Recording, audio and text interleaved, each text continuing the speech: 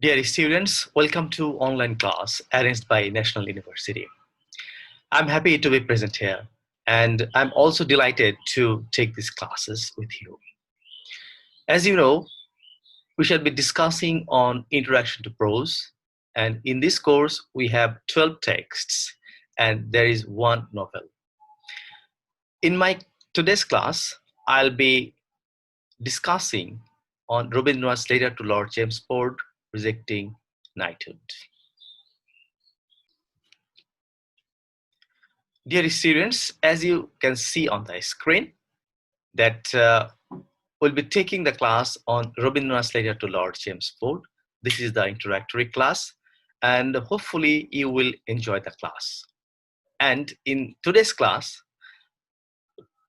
let us show what we'll cover in today's class. As you can see on the screen that our today's topic of discussion is Rabindranath's letter to Lord James Ford rejecting knighthood. You can see the snapshot of Rabindranath's original letter that was written to Lord James Ford. And I'm Muhammad Ishtiaq Hassan, Assistant Professor, Department of English, Dhaka City College. And today's class, various aspects of the letter, Rabindranath's patriotism, and the way he has dealt with the Jallianwala Bagh massacre will be discussed in today's class. Let us see today's class at a glance. First of all, I would give some information regarding Rabindranath's life. Secondly, I'll be giving some of the important information regarding Rabindranath's letter.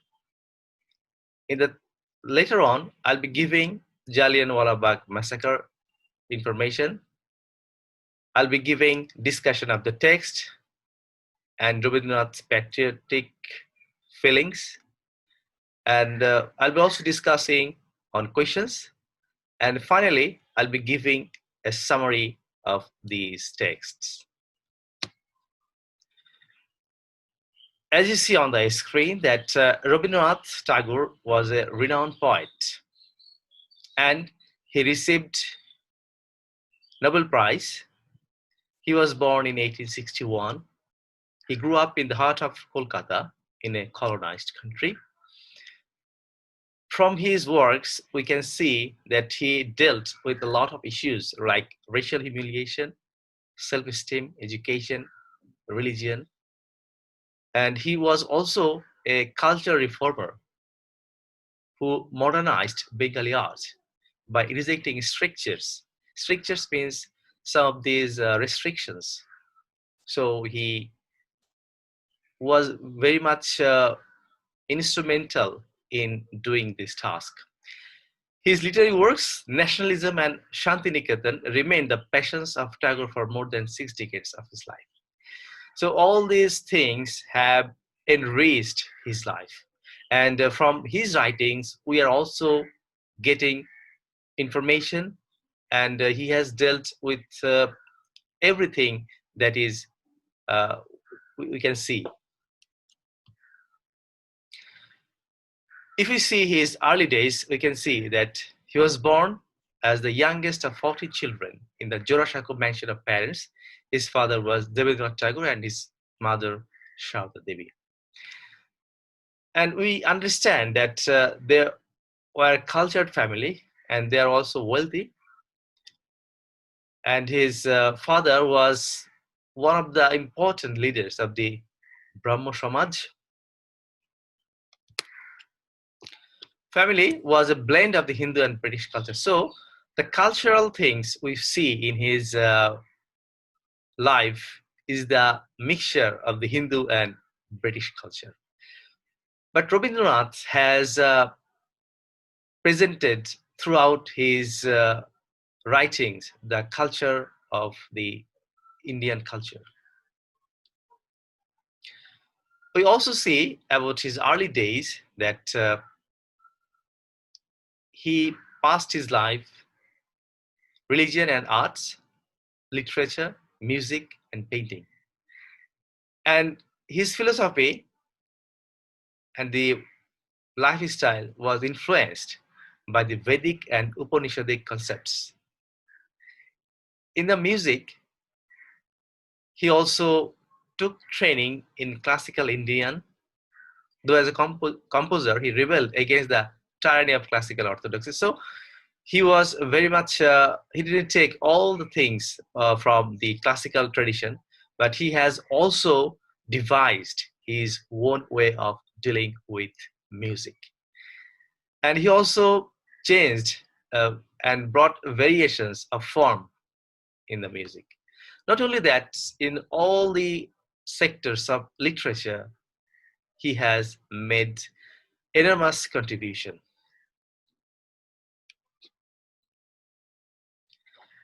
So we can see that he wrote his first poem at the age of 6. So at this age, a, a little boy could write a poem at the age of 6. So from this, we can understand his creative power. So it is not possible for a man of ordinary people that could write something like that. As a young boy, he studied the classical poetry of Kalidas. So from the very beginning of his life, he was very much a, avid reader, and he was very much keen to get knowledge. And he also studied Upanishad, languages, and modern sciences. So we can see that he has the command over the languages, Upanishad, and other scientific matters. And one of the important things happens in his life is to become a barrister. So Tagore enrolled at a public school in Brighton, England in 1878.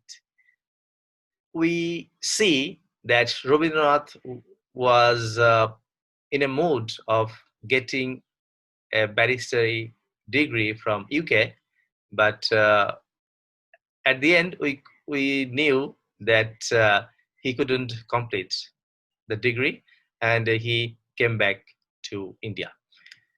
University College London, but returned to India in 1880 without a degree. So he came back without having any degree. Rabindranath writings are on different aspects of literature: essays, letters, short stories, novels, drama, and he is best known for his poems. Among his 50 and odd volumes of poetry are Manushi, Sonar Tori, Gitanjali, Gitimallo, and Polaka. And the most important information is that our national anthem is composed by Rabindranath Tagore. And he also composed India's national anthem, Jano Gono Mono, and our national anthem, Amar Sonar Bangla, Ami Tomai Bhalobashi. So we can see that he had a great power of writing.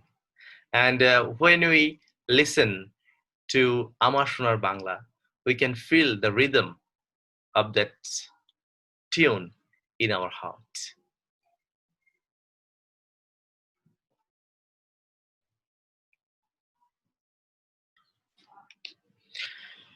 Rabindranath's works, Gitanjali, Song Offerings, 1912, the most acclaimed of them, contains poems from other works beside its namesake.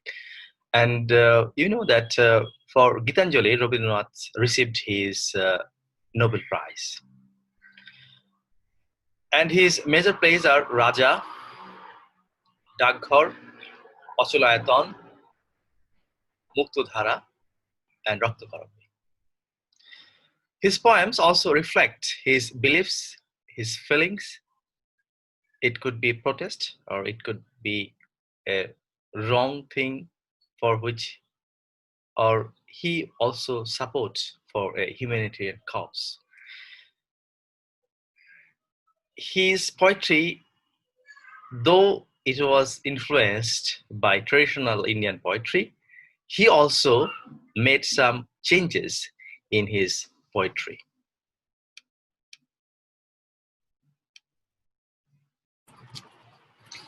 Dear students, so in order to understand this text, you need to know the following information. This is very important.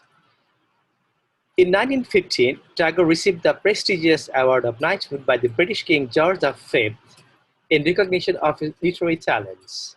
So knighthood award is one of the important awards received by Rabindranath Tagore. And this award is given to for literary texts for Rabindranath. And on the other hand, this text, the knighthood award is also given for the gallantry.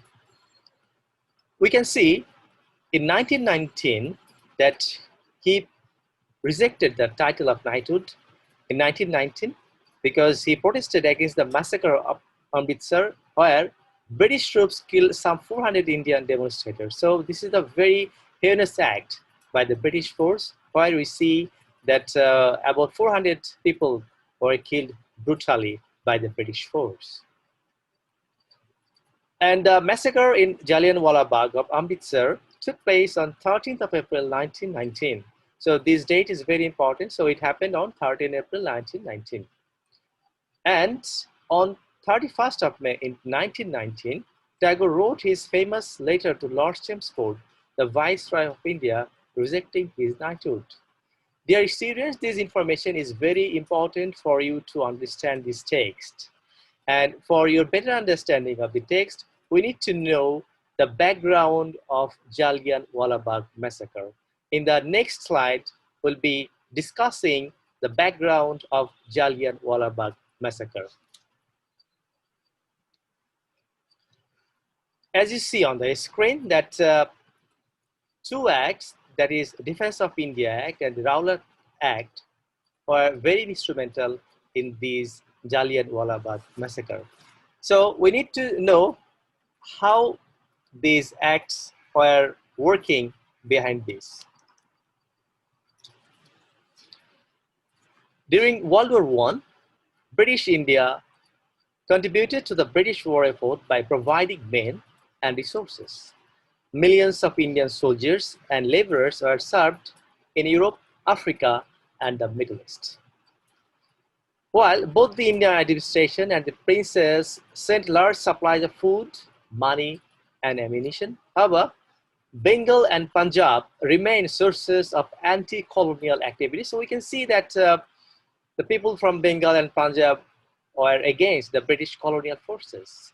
Revolutionary attacks in Bengal associated increasingly with the disturbance in Punjab were very significant to paralyze the regional administration. A pan-Indian mutiny in the British Indian Army planned for February 1915 was the most prominent amongst a number of plots formulated between 1914 and 1917 by Indian nationalists in India. The planned February mutiny was ultimately thwarted when British intelligence infiltrated the Gatherite movement, arresting key figures. The Defense of India Act 1915 was passed limiting civil and political liberties. So this act was the limitation of all these issues that were working at the time. Michael O'Dwyer, then the Lieutenant Governor of Punjab, was one of the strongest proponents of the act. So in the second place, we'll also see the Rowlatt Act. So the Rowlatt Act was passed on 18th of March 1919. British political concessions and Whitehall's India policy after World War I began to change with the passage of Montagu-Chelmsford reforms.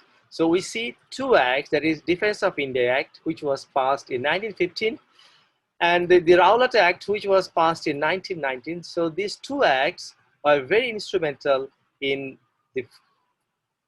the rebel acts by the Bengal or the Punjab people.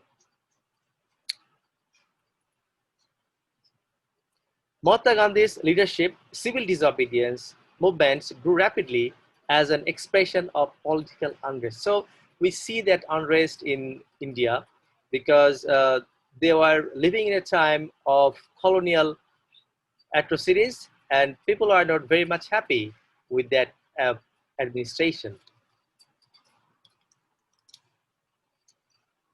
So we can understand the background of Jallianwala Bagh massacre. And two things are important here. That is, before the massacre, what happened actually before the massacre, and at the end of before the text, we'll also see what happens after the massacre. So before the massacre, what we see is very important because this will give us the idea, the situation before the massacre.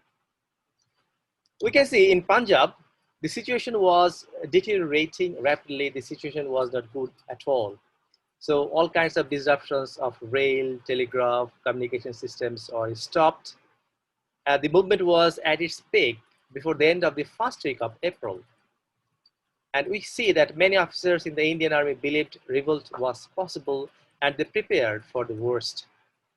The British Lieutenant Governor of Punjab, Michael O'Dwyer, is said to have believed that these are the early and ill-concealed signs of conspiracy for a coordinated revolt planned around May, on the lines of 1857 revolt. So we see that Amritsar massacre and other events at that time have been described by some historians as the end result of concerted plan by the Punjab administration to suppress such a conspiracy. But we see that something was happening, and that thing was very crucial and that was very important in the history. On 10 April 1919, there was a protest at the residence of Miles Irving, the Deputy Commissioner of Amritsar. So on 10th of April 1919, so the incident that we are going to discuss happened on 13th of April 1919. The demonstration was to demand the release of two popular leaders of the Indian independence movement, Satyapal and Saifuddin Kisku, who had been earlier arrested by the government and moved to a secret location. Both are proponents of the Satyagraha movement led by Gandhi. So the arrest of two people also ignited the movement.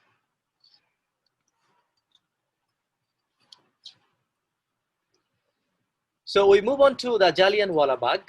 So what is Jallianwala? Jallianwala, this is a place in Amritsar, Punjab. Bagh means garden. As you see on the screen, that this is the picture of Jallianwala Bagh, and it's a public garden in the Punjab state of India and houses a memorial of national importance established in 1951 by the government of India. So as you see on the screen, that it was built in 1951 by Indian government. So it was meant for the commemoration of the people who laid down their lives on that day. So we see that including unarmed women, children were there, and they were killed by the occupying forces.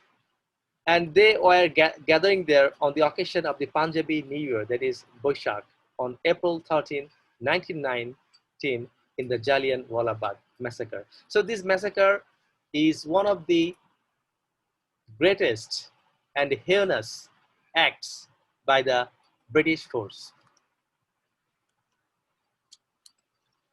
And it can be said that the Jallianwala Bagh massacre brought about a major change in the history of India. So we see that it is also known as Amritsar massacre, and it took place on 13th of April 1919. Brigadier General Reginald Dyer ordered to fire. So the order was given by Brigadier General Reginald Dyer, ordered to fire a crowd of unarmed Indian civilians in Jallianwala Bagh. And the firing was going on about 10 minutes, and about 400 people were killed and more than 1,200 people were injured in that situation. So on Sunday, 13th of April 1919, they are convinced a major insurrection could take place. So they thought that something could happen. And for that reason, they banned all meetings and all demonstrations. The notice was not widely disseminated because it was not given to all other places, and people are not aware of this notice. And many villagers gathered in the Bagh to celebrate the important Indian festival of Boishak. So it was the time of Boishak, and people are there to celebrate the occasion. And they peacefully protested against the two national leaders, Satyapal and Saifuddin Kislo, because they are there to show their demonstration about the arrest of two persons named Satyapal and Saifuddin Kislo. And it is seen that without any kind of warning, the force started firing. So they didn't tell the people to leave the place. Rather, they have started firing on the common people. And they are unarmed and resourceless, which we find in Rabindranath's letter, which we'll discuss later on. And all the gates were closed. And as a result of that, many people jumped to the well and died. So all the roads, all the places were shut down, and people and all the doors were closed, and they couldn't go outside. There was no place of escape. That's why people died there. The following day, I stated in a report that I have heard that between 200 and 300 of the crowd were killed. My party fired 1,650 rounds of bullets. And later on, a commission was held, and the name of the commission was Hunter Commission. We'll be also discussing on that Hunter Commission. The report published that the following year by the government of India criticized both Jaya personally and also the government of the Punjab for failing to compile a detailed casualty count, and quoted a figure offered by the Seva Samiti, a social service society. The casualty number estimated by the Indian National Congress was more than 1,500, injured with approximately 1,000 dead. But the situation or the number of deaths as given by the government was 400. But in another count, we see that the number was higher than the government count.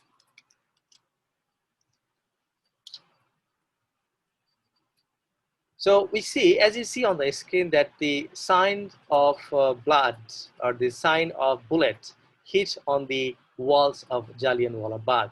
So we can see or you can feel the atrocity of the forces.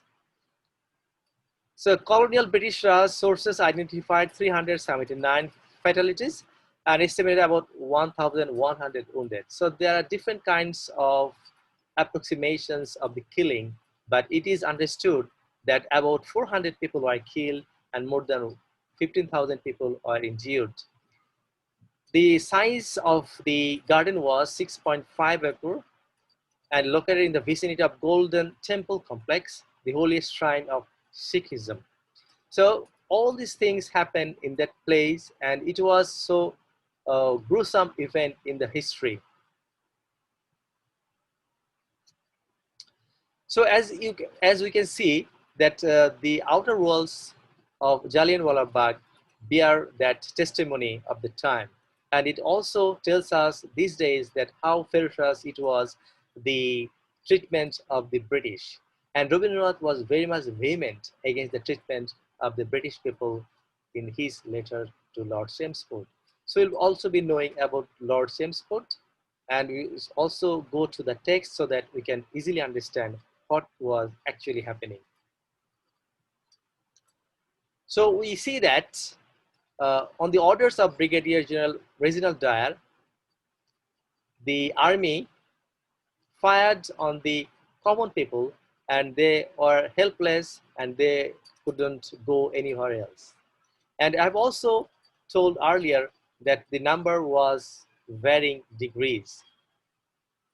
And an inquiry was also done. It was an ineffective inquiry, and the initial praise for Dyer by the House of Lords fueled widespread anger. So the actions of Reginald Dyer was praised, but this was not going well.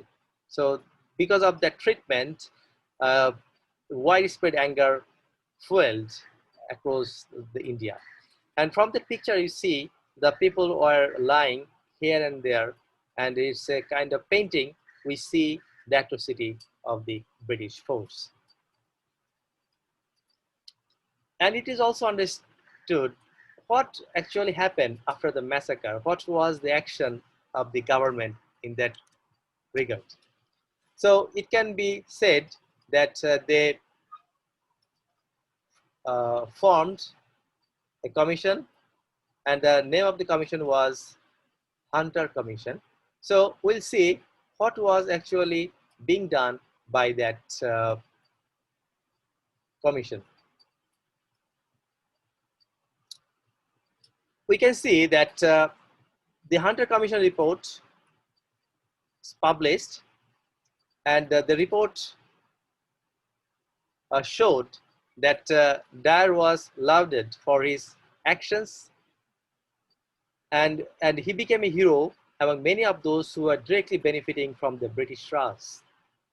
Such as members of the House of Lords, the military chose not to bring him before a court-martial, and his only punishment was to be removed from his current appointment, turned down for a proposed promotion, and barred from further employment in India.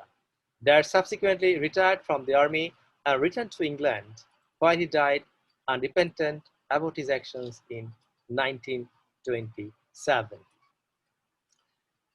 And we can also see that responses from both the British and the Indian people. Eminent author Rudyard Kipling declared at the time that Dyer did his duty as he saw it. This incident shocked Rabindranath Tagore to such an extent that he renounced his knighthood, and he stated that such mass murderers are not worthy of giving any title to anyone. And Britain never formally apologized for the massacre but expressed regret in 2019. And the Hunter Commission report was not so good for the people. And it is also found that the report was given on 14th of October 1919 after orders issued by the Secretary of State for India, Edwin Montagu. The government of India announced the formation of a committee of inquiry into the events in Punjab, referred to as the Disorders Inquiry Committee. It was later more widely known as the Hunter Commission. And it was also found that the report by the Hunter Commission, the important parts of the report are like this. Lack of notice to disperse from the bug in the beginning was an error. The length of firing showed a grave error. Dyer's motive of producing a sufficient moral effect was to be condemned. Dyer had overstepped the bounds of his authority. There had been no conspiracy to overthrow British rule in the Punjab. So these are the recommendations of the report of the Hunter Commission. So from this report, we can easily understand that the task done by the British force was not justified at all. So let's move on to the discussion of the text. We see that Rabindranath was very much against the mass killing of the British force and in favor of the common men of India. He renounced his knighthood. So Rabindranath was greatly shocked at the brutality of the British rulers. His reaction against the mass killing by the British force to the disarmed and resourceless people created a blow in history. So from the very beginning of it, we can see that the actions by the British force was not justified. From the text, we can quote these lines: the disproportionate severity of the punishments inflicted upon the unfortunate people and the methods of carrying them out, we are convinced, are without parallel in the history of civilized governments, barring some conspicuous exceptions, recent and remote. So Rabindranath was saying here that the task done by the British has surpassed all the previous efforts, and this is not expected from the British force, but the British force has done something which is against the law of humanity. So Rabindranath was moved by the sufferings of the Indian people at the hands of the British rulers. So this is a quote from the text. Accounts of insults and sufferings undergone by our brothers in the Punjab have trickled through the gagged silence, reaching every corner of India. So Rabindranath was very much uh, overwhelmed by the sufferings of the common people. And for this reason, he has taken his pen to write against the mass killing, and he wants that his uh, title of knighthood be taken away from him, because he doesn't want this anymore, because he is he's a patriotic person, and he wants that he would like to uplift his patriotic feelings, and he doesn't want anything that goes against the against humanity. And from that picture, you can see the number of newspapers. And the incident was also found in the newspapers, and the newspapers also talked uh, highly of that incident. And the newspapers also told that it was the right thing that the British have done towards the common people. And Rabindranath was also angry in a sense, because he saw how newspapers were uh, covering the story. So Rabindranath was very much vehement about the practices of the newspapers. And newspapers are considered to be the voice of common people. And apart from that, it was found at the time that the newspapers also talked highly about the killing, and they were in favor of the British force. So Rabindranath's patriotism is highly influential in this writing. It shows Rabindranath's patriotism. He goes against British colonialism and points out the wrongdoings and brutal actions to common people of India.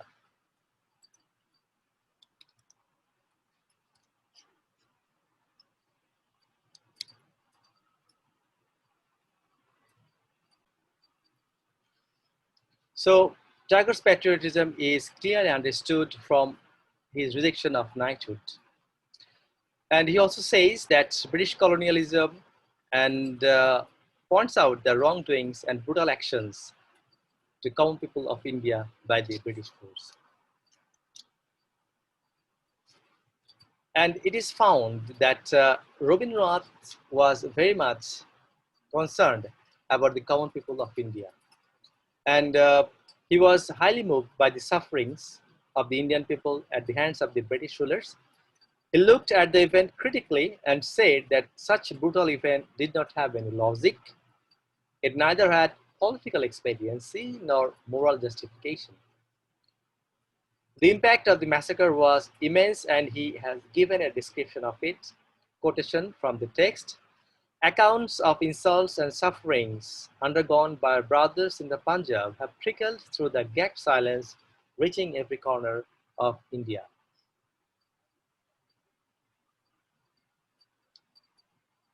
The letter rejecting knighthood truly shows Tagore's patriotism. He goes against British colonialism and shows how the common people were treated by the people of the British people. His letter rejecting knighthood is a testimony of protest against the British Empire. The words of the letter will remind us his fierce voice against oppression by the British. So we can easily understand Rabindranath's feeling towards his countrymen.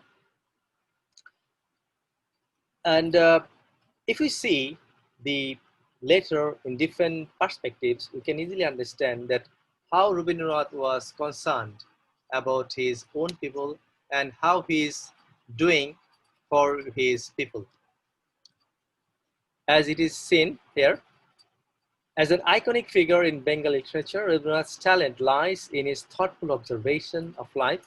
So he was a great observer of life, people, society, and history. And he was born in the turbulent time of British domination. Rabindranath shows his vehement protest through writing a letter to Lord Chelmsford and repudiating his knighthood. And we move on to other parts of our discussion. We see some of these questions from this text. We see it that Tagore's letter rejecting knighthood is a protest. Is a protest against the British rule in India. Elucidate. Elucidate means explain. Or why did Rabindranath Tagore feel painfully compelled to renounce the title of knighthood, or comment on Tagore's letter as a protest against the British rule in India, or discuss in detail why Tagore renounced knighthood. And what marks of patriotism do you find in his letter to Lord Chelmsford? These are the broad questions. And we also see some of the short questions from the text. Short notes: Jallianwala Bagh massacre, Lord Chelmsford, Rabindranath's patriotism. Short question: why did Tagore renounce or reject his knighthood? It is better to know about Jallianwala Bagh massacre and Lord Chelmsford. So we can also understand about Lord Chelmsford. So Lord Chelmsford, 12 August 1868 to 1 April 1933, was a British statesman who served as a governor of Queensland from 1905 to 1909, governor of New South Wales from 1909 to 1913, and viceroy of India from 1916 to 1921. And he was responsible for the creation of the Montagu-Chelmsford reform. So he was working in India from 1961 to 1921. Upon the outbreak of the First World War in 1914, he resigned his regiment and was posted to India. On 29th of February 1916, he was appointed to the Privy Council. Rising quickly, he was appointed Viceroy in March 1916, succeeding Lord Hardinge. As Viceroy, he was invested as Knight Grand Commander of the Order of Indian Empire and a Knight Grand Commander of the Order of the Star of India in 1916. So we see that Chelmsford passed repressive anti-terrorism laws to widespread opposition from Indian reformists. The laws sparked unrest in the Punjab, culminating in the implementation of martial law in the region. And the Amritsar massacre by General Reginald Dyer on 13th of April 1919, initially supportive of Dyer and slow to respond to the massacre. Following a ruling condemning Dyer's actions, Chelmsford eventually disciplined Dyer. This was, however, seen by Indian nationalists as too little, too late, and the Indian National Congress boycotted the first regional elections in 1920. Dear students, we have come to the end of our today's class, and I welcome you all for my next class. Till then, goodbye.